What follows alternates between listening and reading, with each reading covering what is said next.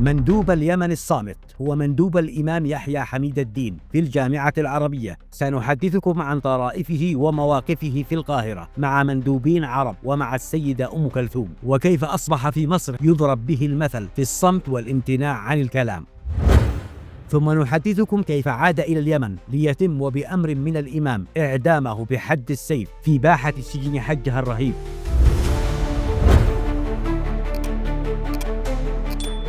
الإمام يحيى حميد الدين اختار العلامة حسين بن محمد الكبسي مندوبا لليمن لتمثيله في اجتماعات الجامعة العربية سنة 45.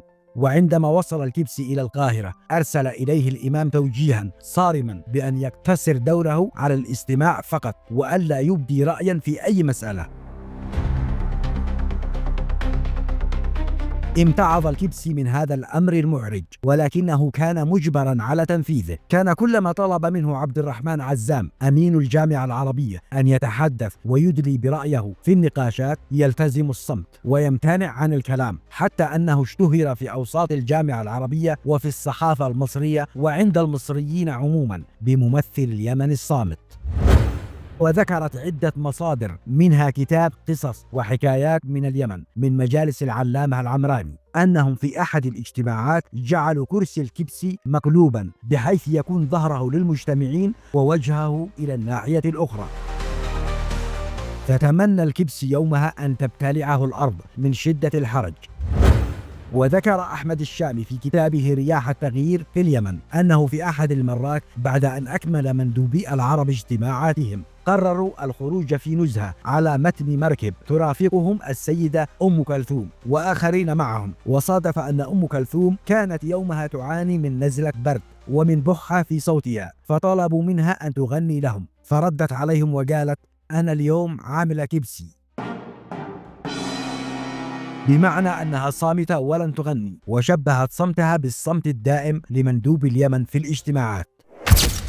وروي أيضا أنه في تلك الفترة في مصر وفي إحدى الحفلات أو المهرجانات وقع خلل فني أدى إلى انقطاع الصوت، وبعد أن تم إصلاح الخلل وإعادة الصوت اعتذر مقدم البرنامج قائلا: عفوا، موقف كبسي، فضج الجمهور بالضحك. العلامة حسين الكبسي رحمه الله كانت له مواقف ظريفة في مصر، نشرت بعضها في مجلات وصحف مصرية، وطرف له مع كوكب الشرق السيدة أم كلثوم نشرت في كتاب التحليل النفسي لشخصية أم كلثوم للكاتب السوري سمير عبده. من المواقف الظريفة للعلامة حسين الكبسي في مصر أنه حضر مع ممثلي البلدان العربية الثمان مأدبة غداء على شرفهم في مصر، وأثناء المأدبة جلس إلى جواره مندوب سوريا وهو الشخصية السورية المشهورة جميل مردم بك، فأراد مردم هذا أن يمازحه في اسمه فقال له: لا يفوتك الرز المكبوس يا كبسي. وبسرعة بديهية الكبسي رد عليه وقال: لا يفوتك اللحم المردوم يا مردم.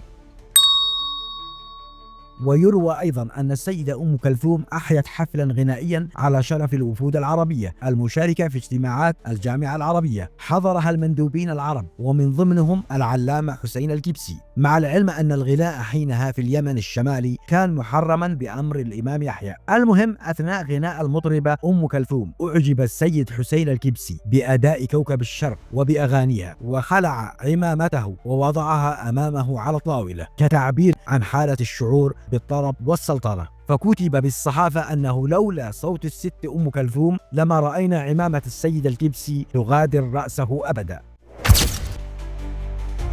عاد الكبسي إلى صنعاء غاضبا، وذكر العزي صالح السنيدار في مذكراته أن الكبسي انضم سرا إلى تنظيم الأحرار بسبب سوء قرارات وتعاملات الأئمة. عاد غاضبا وفي جوفه يقين بأن مكانة اليمن تستحق ما هو أكثر من نظام بيت آل حميد الدين. عاد ليلعب دورا جوهريا في التخطيط لما سمي بثورة الدستور وللتخطيط لعملية اغتيال الإمام يحيى حميد الدين سنة 1948.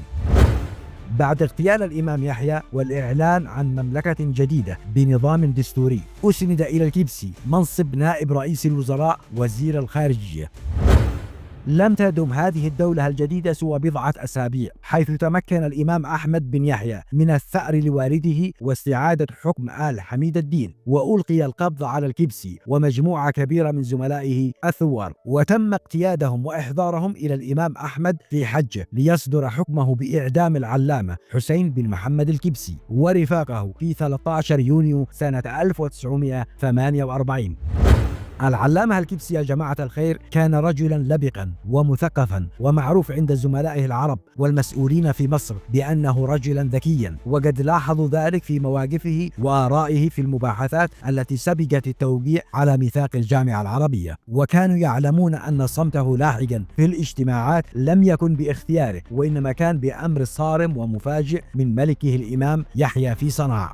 حتى أن زعيم حزب الوفد مصطفى النحاس باشا رئيس وزراء مصر حينها كان يزور الكبسي أكثر من مرة إلى مقر إقامته دونا عن بقية المندوبين العرب، كان يزوره للتشاور معه وأخذ رأيه حول الكثير من نقاط الخلاف التي كانت حاضرة في مباحثات مصر مع العرب والتي سبقت تأسيس الجامعة العربية والتوقيع على ميثاقها.